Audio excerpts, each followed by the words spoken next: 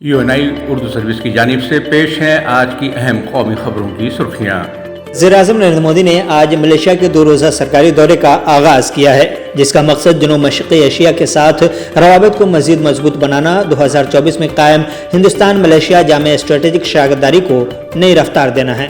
وزیراعظم نریندر مودی نے ملیشیا کے وزیر اعظم انور ابراہیم کی دعوت پر 2 روزہ دورے کا آغاز کیا ہے۔ آج کوالالمپور پہنچنے پر وزیراعظم کا شاندار استقبال کیا گیا۔ استقبالیہ تقریب کے بعد وزیراعظم نریندر مودی نے ایک کمیونٹی تقریب سے بھی خطاب کیا ہے۔ مرکزی وزیر تجارت و صنعت پیوش گوئل نے امریکہ کے ساتھ عبوری تجارتی معاہدے تفصیلات بتائی ہیں۔ انہوں نے کہا کہ اس معاہدے سے امریکہ میں ہندوستانی مصنوعات پر درآمدی محصولات 50% سے گھٹ کر 18% ہو جائیں گی اور کئی اشیاء پر زیرو محصول لگے گا۔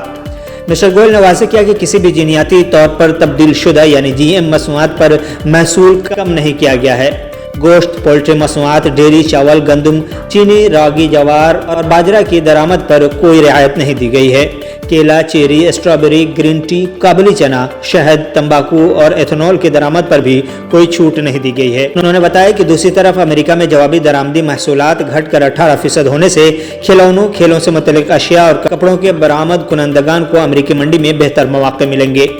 وزیر نے بتایا کہ ہیروں، جواہرات، دواؤں اور اسمارٹ فونز پر امریکہ میں زیرو درآمدی محصول لگے گا۔ چائے، کافی، کپڑا، کئی پھل اور سبزیاں جیسے امرود، کیلا، پپیتا اور مشروم پر بھی امریکہ درآمدی محصول گھٹا کر زیرو کرے گا۔ مرکزی وزیر داخلہ امت شاہ نے کہا کہ گزشتہ سال پہلگام میں ہونے والے دلخراش دہشت گردانہ حملے کے بعد بھی ملک بھر کے سیاحوں کا جوش و جذبہ ذرا برابر بھی کم نہیں ہوا ہے اور ہندوستان کے مختلف حصوں سے آنے والے لوگ اب بھی وہی اعتماد اور دلچسپی کے ساتھ جموں کشمیر کا رخ کر رہے ہیں۔ امت شاہ نے جموں میں منعقدہ اعلیٰ سطحی جائزہ میٹنگ کی صدارت کی، جس میں مجموعی ترقیاتی منصوبوں، بنیادی ڈھانچے کی مضبوطی، سیکورٹی انتظامات اور سیاحتی شعبے کی بحالی کا تفصیلی جائزہ لیا۔ ٹیسٹ اور T20 سے ریٹائر ہو چکے سابق کپتان روہت شرما اور اسٹار بلے باز وراٹ کوہلی BCCI کی مرکزی معاہدے فہرست میں A+ سے B زمرے میں منتقل ہو گئے ہیں۔ اس بار کسی بھی کھلاڑی کو A+ زمرے میں شامل نہیں کیا گیا۔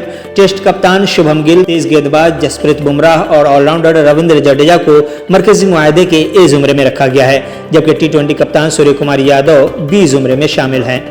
بہار کے پورنیہ سے رکن پارلیمنٹ پپو یادو کو 31 سال پرانے جائیداد کے تنازع کے سلسلے میں پٹنہ پولیس نے جمعہ کی دیر رات ان کی رہائش گاہ سے گرفتار کیا۔ اس کے بعد ان کی طبیعت بگڑ گئی اور انہیں طبی معائنے کے لیے اسپتال لے جایا گیا۔ البتہ آج MP MLA عدالت میں ان کی پیشی کے دوران کیس کی سماعت ہوئی، تاہم عدالت نے پپو یادو کو عدالتی تحویل میں دے دیا اور پیر یعنی 9 فروری تک PMCH میں رکھنے کا حکم دیا ہے۔